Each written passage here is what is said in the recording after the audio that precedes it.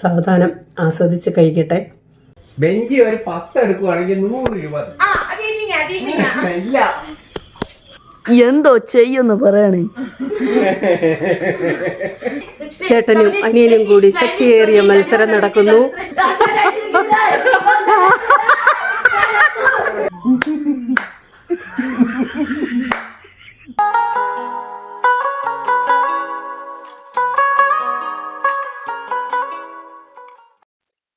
Hello, ടെക്നിലൂഡിലേക്ക് എല്ലാവർക്കും സ്വാഗതം. ഞാൻ നിങ്ങളുടെ സ്വന്തം ബെൻസി. എല്ലാവർക്കും സുഖമല്ലേ? ദൈവകൃപയാൽ ഞങ്ങളും ഇവിടെ സുഖമായിട്ടിരിക്കുന്നു. അപ്പം ഇതാ നമ്മൾ ഇവിടെ നിന്നും കൊടുക്കുന്ന അപ്പം ഇടിയപ്പം പൊടിയാണ് കേട്ടോ. നമ്മുടെ പച്ചരിയുടെ അപ്പം ഇടിയപ്പം പൊടിയുണ്ട്, പിന്നെ ചമ്പാടെ അപ്പം ഇടിയപ്പം പൊടിയുണ്ട്. ഞാനിപ്പോൾ എടുത്തിരിക്കുന്നത് ചമ്പാടയാണ്. നമ്മൾ നോക്കുമ്പോൾ കളർ കുറവായിട്ടൊക്കെ തോന്നും, പക്ഷേ അപ്പമോ ഇടിയപ്പമോ ഉണ്ടാക്കി കഴിഞ്ഞ ശേഷം അതിന്റെ കളർ നന്നായിട്ട് മാറും. ഇതെന്റെ കയ്യിൽ നിന്നും മേടിച്ചിട്ടുള്ളവർക്ക് ഇതറിയാം. ഇപ്പൊ ഞാൻ പറഞ്ഞിട്ടുണ്ടല്ലോ, എനിക്ക് ഇടിയപ്പം ഭയങ്കര ഇഷ്ടമാണ്. പക്ഷെ ആ നമ്മുടെ ആ സേവാനാഴി ഉണ്ടല്ലോ, അത് പ്രസ് ചെയ്യുമ്പം കൈവേദന എടുത്ത് പലപ്പോഴും ഞാനത് അവോയ്ഡ് ചെയ്യുകയാണ് പതിവ്. അപ്പൊ ഞാൻ അതിന്റെ പുതിയൊരു മെഷീൻ മേടിച്ചു. ഞാൻ അത് ചെയ്തിട്ട് കാണിക്കാന്നൊക്കെ പറഞ്ഞിരുന്നല്ലോ. അപ്പൊ ഞാൻ നമ്മുടെ അരിപ്പൊടി എടുത്തിട്ടുണ്ട്, ചമ്പ അപ്പം പൊടി എടുത്തിട്ടുണ്ട്. അപ്പം ഇടിയപ്പം പത്തിരിയുടെ പൊടിയാണ് കേട്ടോ.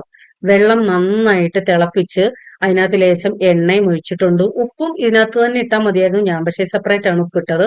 എന്നിട്ട് ആവശ്യത്തിന് വെള്ളം ഒഴിച്ച് നല്ലതുപോലെ കുഴച്ചു. ഇത്തിരി ലൂസായിട്ടാണ് കുഴച്ചിരിക്കുന്നത്. ഞാൻ ആദ്യമായിട്ടാണ് കേട്ടോ, എനിക്ക് തോന്നുന്നു വർഷങ്ങൾക്ക് ശേഷമാണ് ഇടിയപ്പം ഉണ്ടാക്കുന്നത്. ശരിയാകുമോ അല്ലയോ എന്നുള്ള സംശയം, കാരണം പണ്ടൊക്കെ ഉണ്ടാക്കിയിരുന്നു കേട്ടോ. പിന്നെ എപ്പോഴോ അങ്ങ് എന്താണ് വേണ്ടാന്ന് വെച്ച് മാറ്റി വെച്ചതാണ്. അങ്ങനെ എന്തായാലും ഒന്ന് നമ്മുടെ ആ സംഭവം പുതിയ മെഷീൻ, അതായത് പുതിയ സെവനാഴി മേടിച്ച് വെച്ചിട്ട് ഇതുവരെ ചെയ്തിട്ടില്ല കേട്ടോ. അപ്പൊ എന്തായാലും ഉദ്ഘാടനം ചെയ്യാന്ന് വെച്ചു. അപ്പൊ രാവിലെ കുറെ കാര്യങ്ങളുണ്ട് എനിക്ക് ചെയ്യാനായിട്ട്. ഇന്ന് ബീഫ് അച്ചാർ ഇടേണ്ട ദിവസമാണ്. അച്ചാറിടുന്ന വർക്കേരിയ കഴുകി വൃത്തിയാക്കണം. അങ്ങനെ കുറെ കാര്യങ്ങളുണ്ട്. ഇടയ്ക്ക് കൊറിയറിന്റെ എടുത്തു കൊടുക്കണം. ഇത് ആക്ച്വലി നേരത്തെ എടുത്തു വെച്ച വ്ളോഗാണ് കേട്ടോ. ഇടയ്ക്ക് നമ്മുടെ ഓണമൊക്കെ വന്നു, അതിന്റെ നമ്മുടെ എന്താണ് സെയിൽ ചെയ്യുന്ന സാധനങ്ങളുടെയൊക്കെ വീഡിയോ ഇടണമായിരുന്നു, കൊറിയറിന്റെ അപ്ഡേറ്റ് ചെയ്യണമായിരുന്നു. അങ്ങനെ ഇടയ്ക്ക് കുറേ ദിവസങ്ങൾ അങ്ങനെ പോയത് കൊണ്ട്, കാരണം നമ്മുടെ സ്റ്റോക്ക് ഒക്കെ കാണിച്ചുകൊണ്ട് വീഡിയോ ഇടണമായിരുന്നു. അപ്പൊ അതിനകത്ത് ഇതെല്ലാം കൂടെ കയറ്റി എല്ലാം കൂടെ എന്താണ് മിക്സ് ആക്കാൻ പറ്റത്തില്ലല്ലോ. അതുകൊണ്ടാണ് ഇത് ലേറ്റ് ആയി പോയത് കേട്ടോ. കാരണം ഞാൻ പറഞ്ഞിരുന്നു, ജോസാന്റെ ബ്രദറും ഫാമിലിയും സൗദിയിൽ നിന്ന് വന്നിട്ടുണ്ട്. അപ്പം അവരൊക്കെ ഉള്ള ഒരു വീഡിയോ ആണ്. അവര് തിരിച്ചു പോയി, അവര് ജോലിക്കും കയറി. ഞാൻ ഇപ്പോഴാണ് എന്നിട്ട് വീഡിയോ ഇടുന്നത്.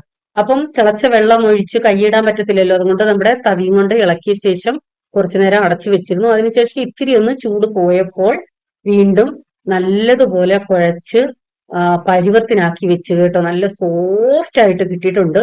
ഒട്ടും പശപ്പില്ലാത്ത നല്ല അരിയാണ് കേട്ടോ. നമ്മുടെ കയ്യിൽ നിന്ന് അരി മേടിച്ചവർക്കറിയാതെ, പുട്ടുപൊടി ആയാലും ഇടിയപ്പം പൊടി ആയാലും അപ്പം പൊടി ആയാലും എന്തായാലും.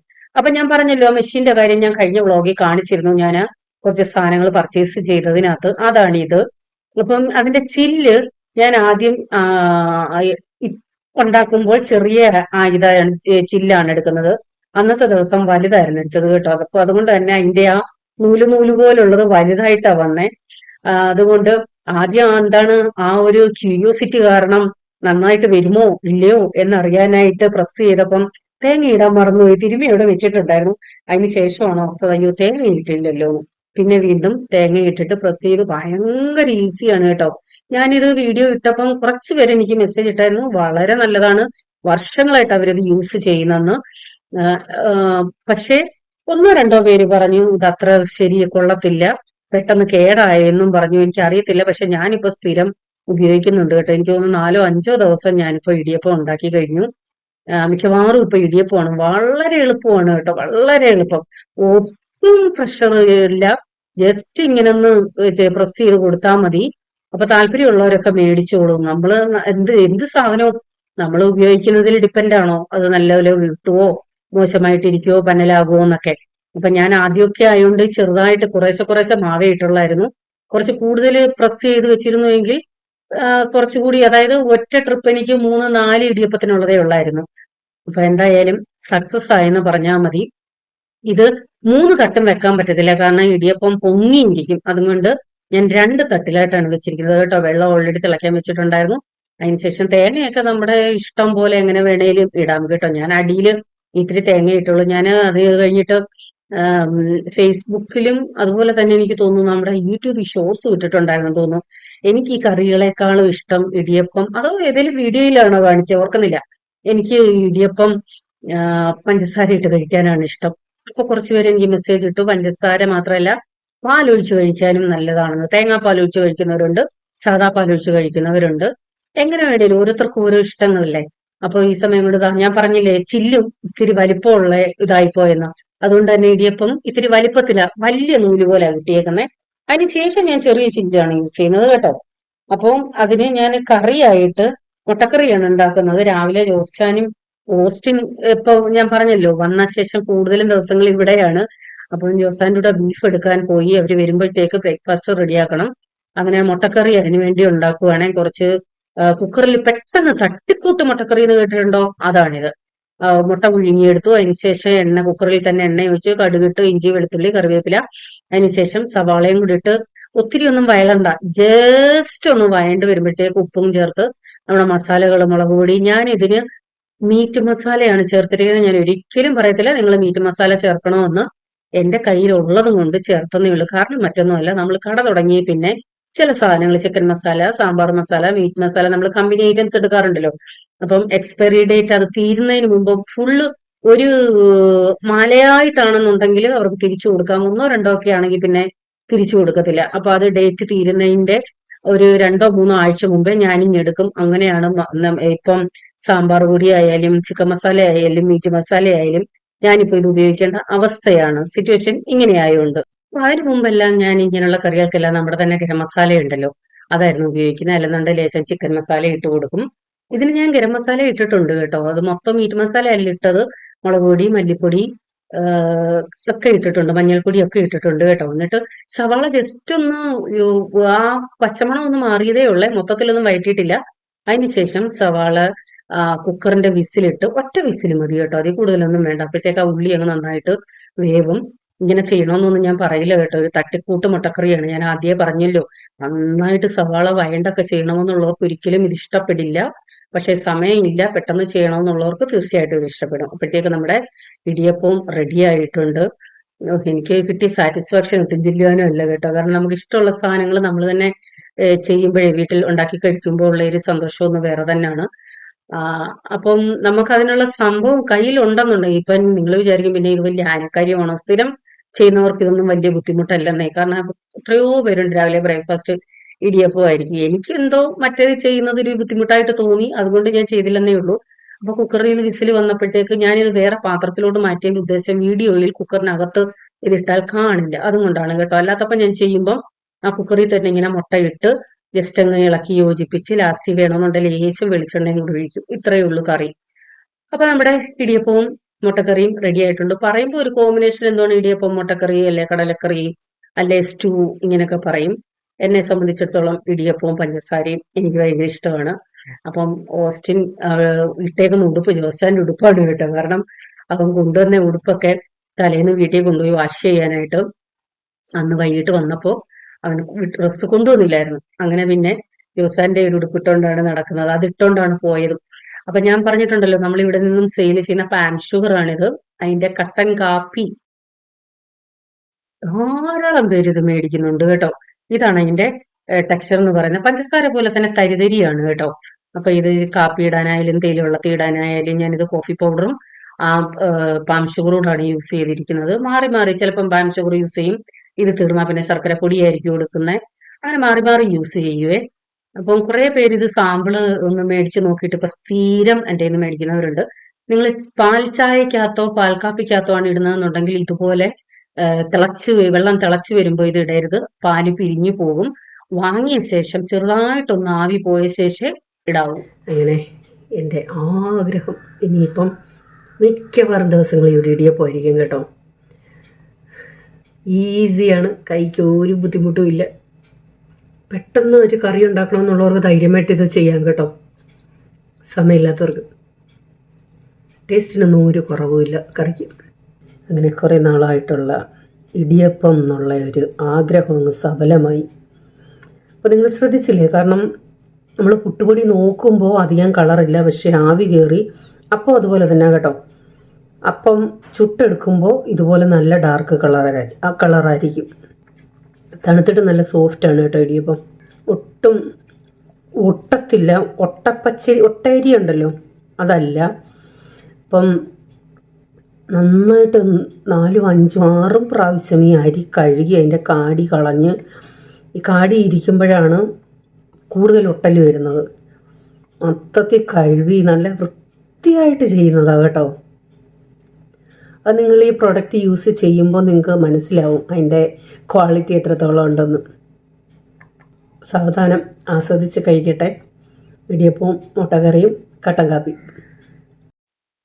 ഇപ്പൊ രാവിലെ തന്നെ ബീഫ് എടുത്തുകൊണ്ട് വന്നായിരുന്നു. ബീഫ് കഴുകൊക്കെ നല്ലൊരു ടാസ്ക്കാണ് കേട്ടോ, കാരണം ഇത്രയും ബീഫ് നല്ല വൃത്തിയായിട്ട് കഴുകിയെടുക്കണ്ടേ. ഏതായാലും ദൈവഭാഗ്യത്തിന് ഞങ്ങൾക്ക് സെപ്പറേറ്റ് ചാർജ് കൊടുത്ത് ഒട്ടും നെയ്യില്ലാത്ത നല്ല പീസായിട്ടുള്ള ബീഫാണ് എടുക്കുന്നത് കേട്ടോ. എന്നാലും ചുരുക്കം ചില സമയങ്ങളിൽ അല്പം സ്കിന്നോ അങ്ങനെ എന്തെങ്കിലും കാണാറുണ്ട്. പക്ഷെ കൂടുതലും നെയ്യ് കൂടുതലൊക്കെ ഉള്ളതാണെങ്കിൽ അന്ന് ഞങ്ങള് തലേന്നേ വിളിച്ച് പറയും, ഞങ്ങൾക്ക് ബീഫ് വേണം, ഇത്ര കിലോ വേണമെന്ന്. അപ്പൊ നെയ്യ് കൂടുതലായിട്ട് എങ്ങാനുണ്ട് അവർ വിളിച്ച് പറയും, ഇന്ന് വരണ്ട, കാരണം നിങ്ങൾക്ക് പറ്റിയതല്ല എന്ന്. ദൈവകൃപയാൽ അങ്ങനെയൊക്കെ കിട്ടുന്നത് കൊണ്ട് നമ്മുടെ ബിസിനസ്, മീനായാലും കറക്റ്റ് നമ്മൾ വാടിപ്പോയി എടുക്കുന്നു, ബീഫായാലും നല്ലത് കിട്ടുന്നു. ഈ വീഡിയോ ദയവ് ചെയ്ത് നിങ്ങൾ ഫുഡ് എങ്ങാനും കഴിച്ചുകൊണ്ടിരിക്കുവാണെങ്കിലോ നിങ്ങൾക്ക് ഇറിറ്റേഷൻ ഉണ്ടെങ്കിലോ ഈ ഭാഗം ഒന്ന് സ്കിപ്പ് ചെയ്തേക്കണേ. ഇത് നമ്മുടെ പഞ്ചായത്തിൽ നിന്ന് നമുക്ക് കമ്പോസ്റ്റ് ഉണ്ടാക്കാൻ കിട്ടിയ ബിന്നുണ്ടല്ലോ, ഇത്രയും 3 എണ്ണം ഉണ്ട്. ഒരെണ്ണം ഫുള്ളായി, അടുത്തതാണിത്. അപ്പൊ കണ്ടില്ലേ, ഇങ്ങനെയുള്ള പുഴുക്കൾ അതിനകത്ത് വരണം, പക്ഷെ സ്മെല്ലില്ല കേട്ടോ. ഈ ഒരു നമ്മുടെ കടങ്കല് പോലുള്ള ഒരു കറുത്ത ഈച്ചയുണ്ട്. ആ ഈച്ച വന്ന നെറ്റിനകത്ത് നമ്മുടെ അടപ്പുണ്ടല്ലോ അതിനകത്ത് മുട്ടയിടും. ആ മുട്ടകളാണ് പിന്നെ വിരിഞ്ഞ് പുഴുക്കളാവുന്നത്. ഈ പുഴുക്കൾ ഉണ്ടെങ്കിൽ മാത്രമേ ഇത് കമ്പോസ്റ്റ് ആവത്തുള്ളൂ, അല്ലെന്നുണ്ടെങ്കിൽ സ്മെല്ല് വരും, കമ്പോസ്റ്റ് ആവത്തുമില്ല. വളരെ പെട്ടെന്നാണ് കമ്പോസ്റ്റ് ആവുന്നത്. ഞാനല്ലാതെ ചകിരിച്ചോറുണ്ടല്ലോ പഞ്ചായത്തിൽ നിന്ന് നമുക്കല്ലാതെ ഇനോക്കുലം ചകിരിച്ചോറ് മിക്സ് ചെയ്തത് കിട്ടിയിട്ടുണ്ട്. അത് കൂടാതെ ഞാൻ 2 ബ്ലോക്ക് ചകിരിച്ചോറെടുത്ത് കുതിർത്ത് ചകിരിച്ചോറ് ഉണക്കി വെച്ചിരിക്കുന്നതാണ് ഇത് കേട്ടോ. 2 ചാക്കിനകത്തായിട്ട് ഉണക്കി വെച്ചിരിക്കുന്നതാണ്. അപ്പൊ ഇത് ഇടയ്ക്ക് ഇങ്ങനെ ഇട്ട് കൊടുക്കുമ്പോൾ വെള്ളമയം ഉണ്ടെന്നുണ്ടെങ്കിൽ അത് അങ്ങ് പൊക്കോളും. ഇത് നന്നായിട്ട് ഉണങ്ങിയിട്ടില്ല കേട്ടോ, ഇപ്പൊ നന്നായിട്ട് ഉണങ്ങിയിട്ടുണ്ട് ആ ചാക്കിനകത്തിരുന്ന്. ഇതിനകത്ത് എല്ലാം ഇടാന്നാണ് പറയുന്നത് കേട്ടോ, നോൺ വെജും എല്ലാം. പക്ഷെ ഞാൻ ഇടാറില്ല, മുറ്റത്താണ്. അതിന്റെ സ്മെല്ലെങ്ങാനും കൊണ്ട് പൂച്ചയോ പട്ടിയോ കാണാൻ മറിച്ചിട്ടാലോ, അതുകൊണ്ട് ബാക്കിയുള്ള കിച്ചൺ വേസ്റ്റുകളെല്ലാം ഇടാറുണ്ട്. കറികളോ വല്ലതും ഉണ്ടെങ്കിൽ അതൊന്നും ഇടാറില്ല കേട്ടോ. കഷ്ണങ്ങളൊക്കെ ഉണ്ടെങ്കിൽ അത് വെള്ളം ഊറ്റിക്കളഞ്ഞിട്ട് കഷ്ണം മാത്രമായിട്ട് ഇടാറുണ്ട്. പിന്നെ പച്ചക്കറി വേസ്റ്റ് ആണ് മൊത്തം. ശങ്കരോ ശങ്കരോ ശങ്കരോ ശങ്കര ശങ്കരോ, നീ ശങ്കരനാണോ? ഓ, നീ ശങ്കരനാണോ? ശങ്കരോ ശങ്കരോ. ഞാൻ അടുക്കളക്കതവ് തുറന്ന് ഈ പാത്രമൊക്കെ കിടുങ്ങുന്ന സൗണ്ട് കേട്ടാൽ മേളി നോടി ഇറങ്ങി വരും. അവനും അവന്റെ പെങ്ങളോട് 2 എണ്ണവും. പിന്നെ ഞാൻ കേറി പോകുന്നത് വരെ, അച്ചാറൊക്കെ ഇടുന്ന ദിവസങ്ങളിൽ രാത്രി ഞാൻ എപ്പോ കേറി പോന്നോ അതുവരെ അവർ 2 പേരും അവിടെ കാണും എനിക്ക് കൂട്ടായിട്ട്. അപ്പൊ മർക്കേരിയ കഴുകി ഇറക്കണമെന്ന് പറഞ്ഞില്ലേ, ആ സെപ്പറേറ്റ് കളർ കണ്ടില്ലയോ, അവിടെ ഇങ്ങനെ എണ്ണ തെറിച്ച് അവിടാണ് ഞാൻ എന്റെ സ്റ്റവ് വെക്കുന്നത്. അപ്പൊ അത്രയും ഏരിയ എണ്ണ തെറിച്ച് അങ്ങ് കറുത്ത് കിടക്കും. എല്ലാ ആഴ്ചയും കഴുകി ഇറക്കിയെങ്കിലേ അത് റെഡി ആവത്തുള്ളൂ. ഇതിപ്പോ കഴുകി അങ്ങോട്ട് ഇട്ടതേ ഉള്ളൂ, അതുകൊണ്ടാണ് ഇങ്ങനെ കാണുന്നത് കേട്ടോ. ഉണങ്ങി കഴിയുമ്പോൾ നല്ല വെള്ളയായിട്ട് കിടക്കും. അപ്പൊ മൊത്തവും സാധനങ്ങളും നമ്മുടെ ഇങ്ങോട്ടൊക്കെ പറക്കി വെച്ചിരിക്കുകയാണ്. കസേരകളും അടുപ്പും എല്ലാം ഇവിടോട്ട് വെച്ചിട്ടാണ് അത് തേച്ച് കഴുകി എടുക്കുന്നത്. നല്ല ടാസ്ക്കാണ് അത് തേച്ച് കഴുകി ഇറക്കുക എന്ന് പറയുന്നത്. എണ്ണയൊക്കെ പിടിച്ച് കിടക്കുന്നതല്ലേ. ചിലപ്പോൾ ഞാൻ അവിടെ എന്തെങ്കിലും പ്ലാസ്റ്റിക് ഒക്കെ വിരിച്ചിട്ട് അതിന്റെ മുകളിലായിരിക്കും അടുപ്പ് വെക്കുന്നത്. അങ്ങനെയും ചെയ്യാറുണ്ട്. പക്ഷെ എത്രയും ജില്ല അങ്ങനെ ചെയ്യുന്നത്. ചിലപ്പോൾ അത് മാറ്റിയിട്ട് അല്ലാതെ തന്നെ വെക്കും. അതുകൊണ്ട് അല്ലെങ്കിലും എല്ലാ ആഴ്ചയും നമ്മള് വർക്ക് ഏരിയ കഴുകി ഇറക്കാറുണ്ട്. കാരണം അച്ചാറിടുന്ന സ്ഥലമാണല്ലോ, അതുകൊണ്ട്. പൊതുവെ ശനിയാഴ്ച ദിവസങ്ങളാണ് കഴുകി ഇറക്കുന്നത്. അപ്പോൾ ഓസ്റ്റിൻ ഇവിടെ ഉണ്ട്, ഇടയ്ക്ക് വന്ന് നോക്കും, പിന്നെയും പോവും. അപ്പൊ ഞാൻ പറഞ്ഞല്ലോ, ബീഫ് കഴുകി വൃത്തിയാക്കി മാരിനേറ്റ് ചെയ്ത് വെച്ചിട്ടുണ്ട്. ഒട്ടും നെയ്യോ തൊലിയോ ഒന്നും ഇല്ലാതെ നല്ല വൃത്തിക്ക് കിട്ടുന്നത് കൊണ്ട് എനിക്ക് ജോലിഭാരം കുറവാണ്. അല്ലാന്നുണ്ടെങ്കിൽ ഓരോ പീസും എടുത്ത്, ആദ്യമൊക്കെ ഞാൻ ഓരോ പീസും എടുത്ത് നെയ്യും തൊലിയൊക്കെ കളയുമായിരുന്നു. പക്ഷെ അതിന്റെ എക്സ്ട്രാ ചാർജ് കൊടുത്താണ് എടുക്കുന്നത് കേട്ടോ. കാരണം അങ്ങനെ ഒട്ടും നെയ്യില്ലാതൊക്കെ തരണമെന്നുണ്ടെങ്കിൽ അതിന്റെ എക്സ്ട്രാ ചാർജ് നമ്മൾ കൊടുക്കണം. അപ്പൊ ഈ സമയം കൊണ്ട് ജോസൻ കൊറിയർ അയക്കാൻ പോയി. വൈകുന്നേരമാണ് നമ്മുടെ കടയിലേക്ക് കൂൾ ഡ്രിങ്ക്സിന്റെ വണ്ടി വന്നതേ. അപ്പൊ അത് ഞാൻ എന്തായാലും വന്നേ പറ്റത്തുള്ളൂ. എനിക്ക് ജോലി ഉണ്ടെങ്കിലും ഇല്ലെങ്കിലും ഇങ്ങനെയൊക്കെയുള്ള സംഭവങ്ങൾ വരുമ്പോൾ ഇവിടെയും വരണം, അവിടെയും നോക്കണം. അങ്ങനെ കൂൾ ഡ്രിങ്ക്സ് ഒരു സാധനം ഇറക്കി വെച്ചു. ജോസാൻ വിളിച്ച് പറഞ്ഞായിരുന്നു വണ്ടി വരുന്നുണ്ട്, ഒന്ന് എടുത്ത് വെച്ചോണേ, ഇവിടെ വെച്ചിരുന്നാൽ മതി, പിന്നെ പറക്കി വെച്ചോളും, അകത്തോട്ട് എടുത്ത് വെക്കാൻ പറഞ്ഞാൽ അവരെടുത്ത് വെക്കും. പക്ഷെ ഇത് ഞാൻ പറഞ്ഞല്ലോ, നമുക്ക് എല്ലാ ജോലികളും നടക്കണ്ടേ. അപ്പൊ അതുകൊണ്ട് ഇന്ന് ഉച്ചയ്ക്ക് ഞാൻ ചോറൊന്നും വെച്ചില്ല. കാരണം ഒട്ടും സമയം കിട്ടിയില്ല. രാവിലെ ബീഫ് കഴുകാൻ തന്നെ മണിക്കൂറുകളാണ് പോകുന്നത്. നല്ല വൃത്തിക്ക് വിനാഗിരിയൊക്കെ ഇട്ട് അതിന്റെ ബ്ലഡിന്റെ കളർ മാറി നല്ല തെളിഞ്ഞ വെള്ളം വരുന്നത് വരെ കഴുകണം. അപ്പം 10 കിലോ 15 കിലോ ഇങ്ങനെയാണല്ലോ എടുക്കുന്നത്. ഇന്ന് 10 കിലോ ആണ് എടുത്തത്. അപ്പൊ ഇവിടെ കഴുകി വൃത്തിയാക്കിയുകൊണ്ട് ഫുഡ് അവർ രണ്ടുപേരും ഇവിടെ ഇരുന്ന് കഴിക്കുവാണ്. ചില്ലറ പില്ലറ കുറെ കറികളുണ്ട് കേട്ടോ. അപ്പോ എന്താണ്, രസം, മോര്, മീൻചാറ്, അല്ലാതെ തോരന്, മെഴുക്കുവരട്ടി, ഇങ്ങനെ കുറെ സംഭവങ്ങളുണ്ട്. അപ്പൊ അതുകൊണ്ട് ഞാൻ ഒരു വൈകിട്ട് ഒരു 5:30-6 മണി കഴിഞ്ഞപ്പോഴേ ബീഫ് വറക്കാനിരുന്നു. കാരണം ഉച്ചയ്ക്ക് ഫുഡ് കഴിച്ചു കഴിഞ്ഞിട്ട് ബീഫ് വേവിക്കണമായിരുന്നു. കാരണം ബീഫച്ചാറായാലും മീനച്ചാറായാലും എല്ലാം ഒരു ദിവസത്തെ ഫുൾ പണിയാണ് കേട്ടോ. അപ്പൊ ഇതിനിടയ്ക്ക് ഇഞ്ചി ചിരണ്ടാനുണ്ടായിരുന്നു. കാരണം ഇത്രയൊക്കെ വലിയ ക്വാണ്ടിറ്റി ആകുമ്പോൾ ഇഞ്ചി കുറേ ഉണ്ടല്ലോ ചിരണ്ടാൻ. വെളുത്തുള്ളി ഓൾറെഡി പൊളിച്ചത് ഫ്രിഡ്ജിൽ ഇരിപ്പുണ്ട്. എന്റെ കയ്യിൽ നിന്ന് അച്ചാർ മേടിക്കുന്ന പലരും ചോദിക്കാറുണ്ട്, ഇത് ഫ്രിഡ്ജിൽ വെക്കണോ പുറത്ത് വെച്ചാൽ മതിയോ എന്ന്. അപ്പം ഞാൻ എല്ലാവരടുത്തുമായിട്ട് റിപ്ലൈ കൊടുക്കാറുണ്ട്. ഞാൻ അച്ചാറുകളെല്ലാം പുറത്ത് തന്നെയാണ് വെച്ചിരിക്കുന്നത്. ഒന്നും ഫ്രിഡ്ജിൽ വെക്കാറില്ല. ആ ബാച്ച് തീരുന്നത് വരെയും പുറത്ത് വെച്ച് തന്നെയാണ് നിങ്ങൾക്ക് തരുന്നത്.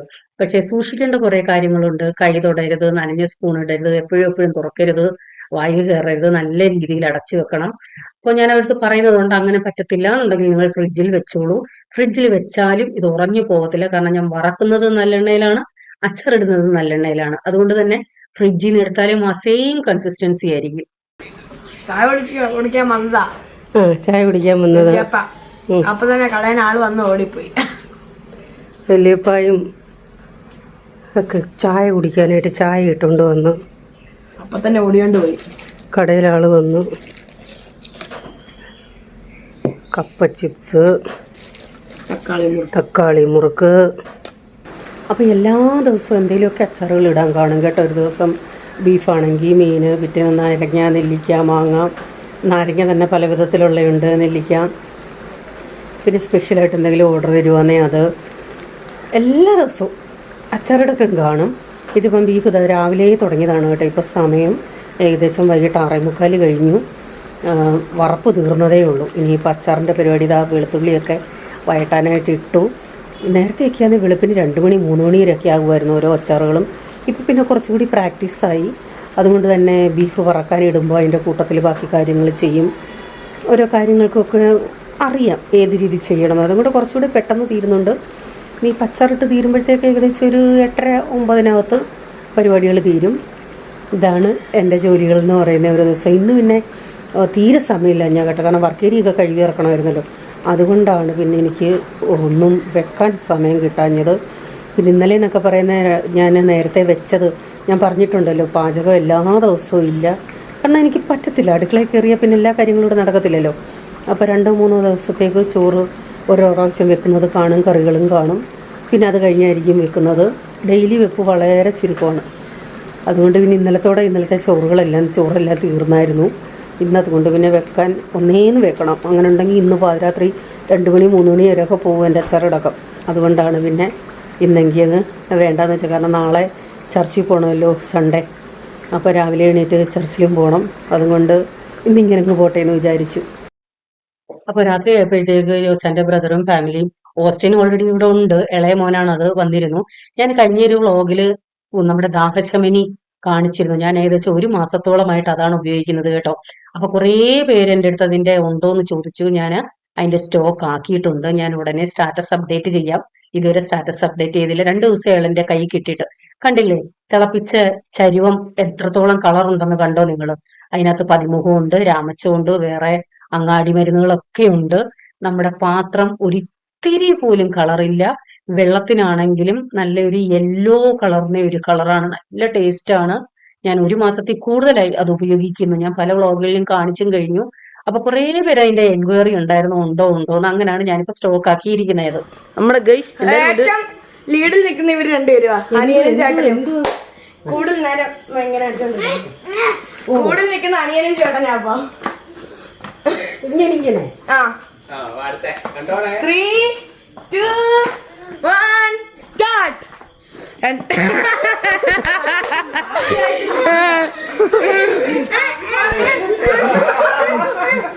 കണ്ടു കാണുന്നില്ല.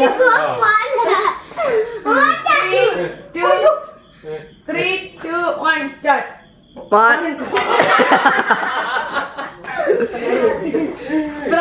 രണ്ടു വട്ടം കിട്ടി.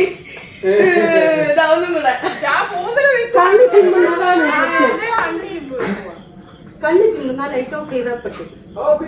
അവനെ ഒട്ടും കാണത്തില്ല. 3, 2, 1 സ്റ്റാർട്ട്. 1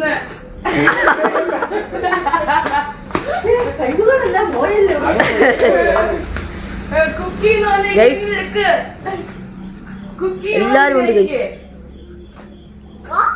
ഫാമിലീസ് എല്ലാരും ഉണ്ട്. ഫാമിലീസ് എല്ലാരും ഉണ്ട് ഗൈസ്. ഫാമിലീസ് എല്ലാരും ഉണ്ട് ഗൈസ്. ഫാമിലീസ് എല്ലാരും ഉണ്ട് ഗൈസ്. ഒരുത്തം അവിടെ കറങ്ങി കിടപ്പുണ്ട് ചോദിക്കുന്നു.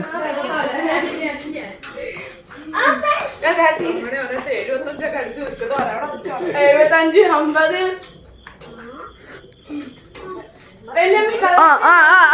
ഓ പോയി ഗൈസ്. ആറിപ്പോയി ഗൈസ്. ആറിപ്പോയി ഗൈസ്. ഇവിടെ ഒരു ഷൂട്ടിംഗ് വീഡിയോ നടക്കുന്നുണ്ട്. ഇവിടെ വേറെ ഒരാൾ ഷൂട്ട് ചെയ്യുന്നുണ്ട്. 1, 2, 3, 4, 5, 6.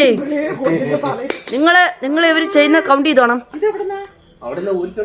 കടയിൽ നിന്ന് ഊരിക്കൊണ്ട് വന്നേ എടുത്തു തോ ചെയ്യോന്ന് പറയണേ പിള്ളേരുടെ ഒരു കാര്യം.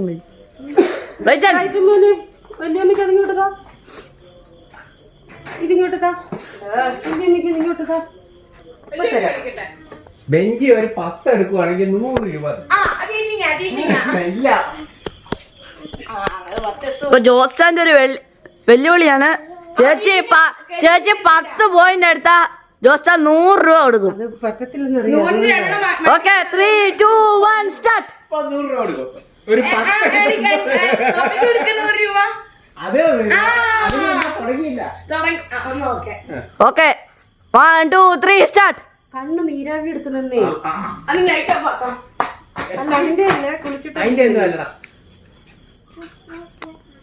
ഇവിടെ അടുത്ത ബാറ്റിങ്ങിനുള്ള തയ്യാറെടുപ്പിലാണ്. എന്തോ ചെയ്യുമെന്ന് പറയണേ. തുടങ്ങി.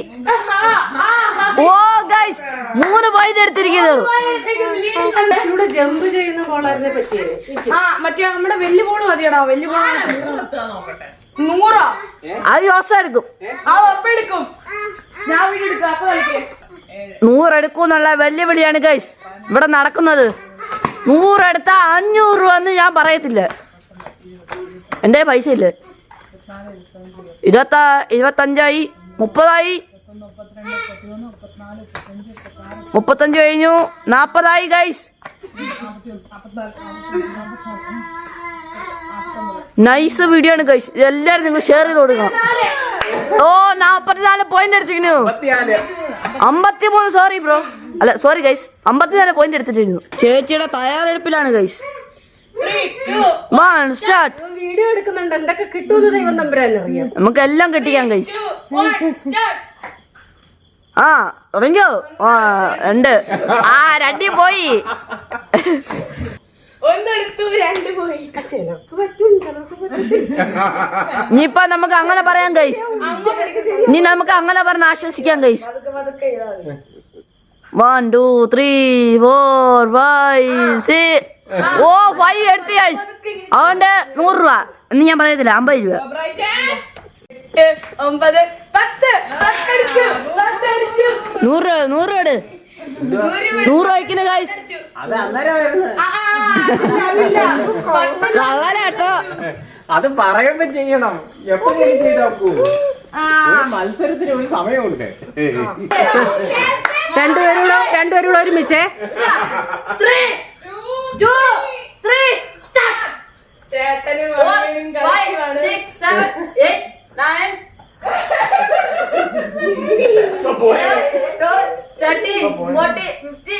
ചേട്ടനും അനിയനും കൂടി ശക്തിയേറിയ മത്സരം നടക്കുന്നു. ആരുടെ ആദ്യം പോകത്തില്ല ഇപ്പൊ അറിയാം. രണ്ടുപേരും ഒപ്പത്തിനൊപ്പം നിൽക്കുന്നു.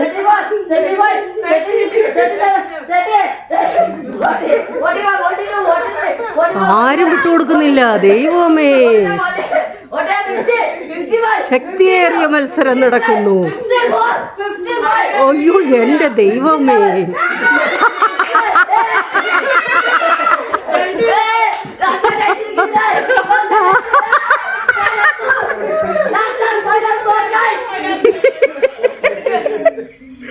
അത് കൊള്ളായിരുന്നു.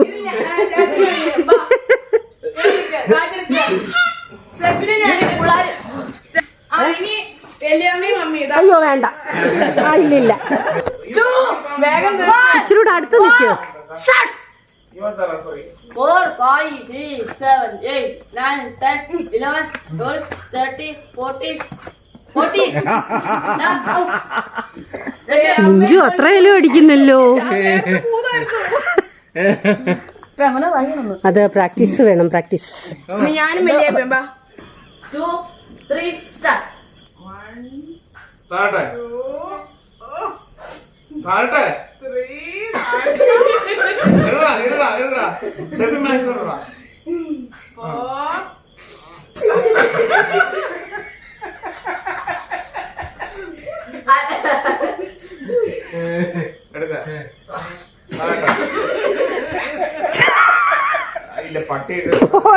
ചുമ്മാ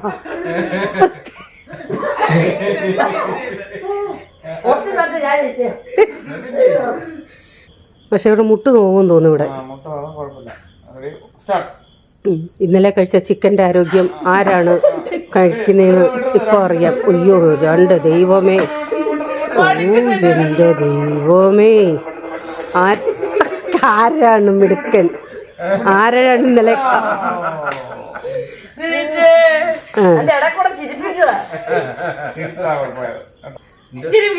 ചിരിപ്പിക്കരുത് കേട്ടോ. ആ സത്യം, ചിരിപ്പിക്കുവാന്നുണ്ടെ 100 രൂപ കൊടുക്കണം. അയ്യോ എങ്കിൽ വേണ്ട, വേണ്ടെന്നേ.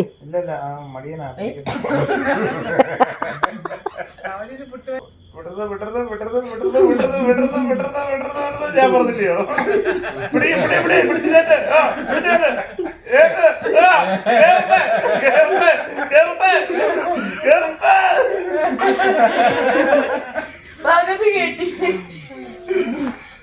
പല്ല് ചിരിക്കരുത്. ഇവിടെ വലിയപ്പ തമാശയൊക്കെ പറയും. അതാണോ? ചിരിക്കാതിരിക്കുവാണെങ്കിൽ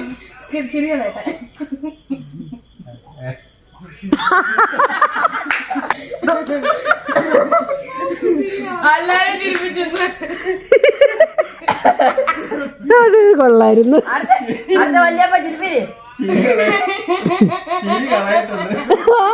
ഫസ്റ്റ് വല്യ കാണിക്കുന്നവര് കഴുത.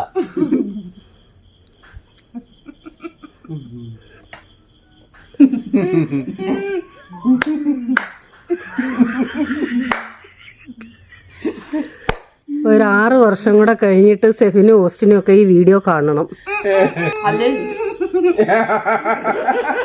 എടാ നിന്റെ പല്ല് കണ്ട് കഴുത.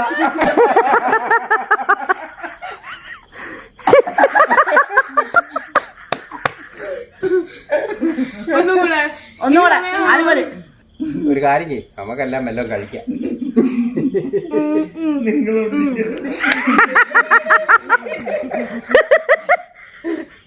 നിങ്ങളിവിടെ ഇരിക്കേ, കഴിക്കട്ടെ. ഞങ്ങളല്ല ഇന്നലെ പോയ ഹോട്ടലിലോട്ട് പോവുക. മത്സരം കാണാൻ ഗാലറിയിൽ ഇരിക്കുന്നവർ. വാശിയേറിയ മത്സരം നടക്കുന്നു. ആരാദ്യം പല്ല് കാണിക്കും? ഇപ്പൊ കണ്ടോ അവന്മാര് വലിയ ഇപ്പൊ കാണിക്കും. കണ്ടാണേ, ആരാദ്യം പല്ല് കാണിക്കും? ഒരു ഈച്ച വായി. പെട്ടെന്ന് പല്ല് കാണിച്ചാൽ നമുക്ക് വല്ലതും കഴിക്കാം. ഓ ഇന്ന് കാണിക്കുന്ന ലക്ഷണമൊന്നും ഇല്ല. ഒരു കാര്യം ഉറങ്ങാം.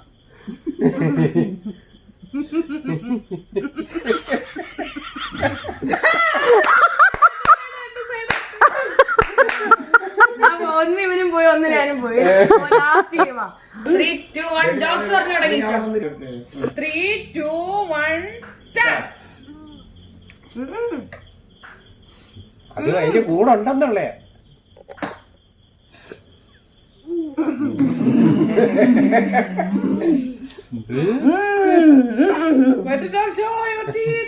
Don't show your teeth.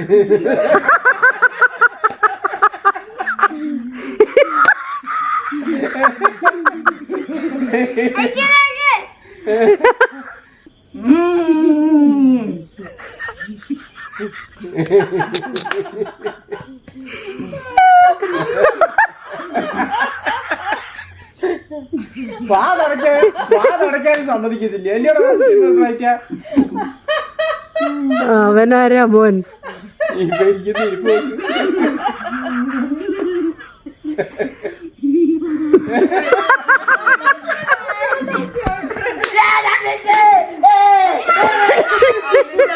അടുത്ത കളി ഞാനാ ജയിക്കാൻ പോന്ന. എഴുതുന്നേ ഞാൻ എഴുതിക്കോളാം, പക്ഷെ പേനില്ല. പേനേന്തി അത് അവന്റെ കൊടുത്തു വിട്ടേ. ബ്രൈറ്റനെ വേറെ പേനുണ്ടോ കടയില്? ഇവിടെ അടുത്ത കളിയാ ഇടുവാണേ. ഗൈസ്, ഇവിടെ അടുത്ത കളി നടക്കാൻ വന്ന കള്ളനും പോലീസ്. നാണ്ട വാഴയിലെ അടുത്തതാ വരുന്നുണ്ട്. ഞാനങ്ങ് എടുക്കാം ഗൈസ്. പോലീസ് ആരാണ്? നമുക്ക് നോക്കാം ഗൈസ് ആരാന്ന്. പോലീസ് ആരാ? പോലീസ് ഞാൻ പോലീസല്ല. പോലീസ് ഇതാണ് ഗൈസ്, നമ്മുടെ പോലീസ് ഇതാണ്. ദീപാരാ? കള്ളനെ കണ്ടുപിടിക്കുക. എന്ത് ഞാൻ കണ്ടുപിടിക്കണോ? ഞാൻ ഈ കളി മറന്നേ പോയി. ഇതാണ് ഗൈസ് എന്റെ. ഇതിപ്പോ മുഖം നോക്കിയിട്ട് ആ അപ്പൊ ശരി, ഓക്കെ. അതെ, എല്ലാരും ബോഹർ നിങ്ങള് നോക്കിയോ. എന്റെ മോൻ പ്രത്യേകിച്ച് കാണേണ്ട ആവശ്യമൊന്നുമില്ല. കള്ളനെ കണ്ടാലേ അറിയാം. പോസ്റ്റിൽ ഉറപ്പിച്ചോ? അപ്പൊ കള്ളനെ കണ്ടുപിടിച്ചത് പോലീസ്. ഞാൻ പറഞ്ഞത് എനിക്ക് ഒട്ടും ഇഷ്ടമില്ല. ദോ കരയില് അടുത്ത ദോ കേസ് നമ്മള് കരയിൽ എനിക്ക് 1000. ഞാൻ മിനിസ്റ്ററാ. ഇത് മിനിസ്റ്റർ കേട്ടോ. എനിക്ക് കിങ് 1000. എത്രയായിരുന്നു? പോലീസിന് എത്രയാ? 100. ചേട്ടനോ? എനിക്ക് 200 സെർവന്റ്. അത് ചേച്ചിയുടെ പണ്ടത്തെ സെർവന്റ്. എടുത്തു. അത് വീട്ടിൽ പോലീസ് ആയിരിക്കും കേട്ടോ. ഓ എന്നെ ചതിക്കല്ലേ. ചതിക്കത്തില്ല, അത് പേപ്പർ ചതിച്ചോളൂ. ആരാ പോലീസ്? അല്ല അല്ലല്ല, നേരത്തെ ഭാര്യയായിരുന്നു ഗൈസ് പോലീസ്, ഇപ്പൊ ഭർത്താവായി. കളറെ കണ്ടുപിടിച്ചോളൂ. നോക്കണേ, എവന്റെ മുഖം മാറുന്നുണ്ട്, വീണ്ടും പറയുമെന്നായിരിക്കും. അപ്പോൾ പോലീസ് കള്ളനെ കണ്ടുപിടിക്കട്ടെ. 6, 7, 8, 9. 10 കറക്കി കുത്തി നീ കള്ളൻ. ഓർമ്മിച്ചോ? അല്ല, കള്ളൻ. നിനക്ക് മുഖം എനിക്ക് ഇവര് സൈൻ കിട്ടുന്ന എനിക്ക് സെർവന്റ്. ഇല്ല, കണ്ടില്ല. പോലീസ് ഞാൻ തന്നെ. പോലീസ് 2 ജോസ് ജോയി. ഇവൻ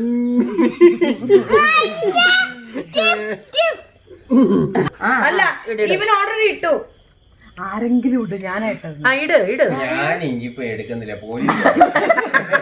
പോലീസ് വേണ്ടേ? പോലീസ് ജീണ്ട വാക്ക് ഡം ഡം. കൊണ്ടു. Oh guys, police.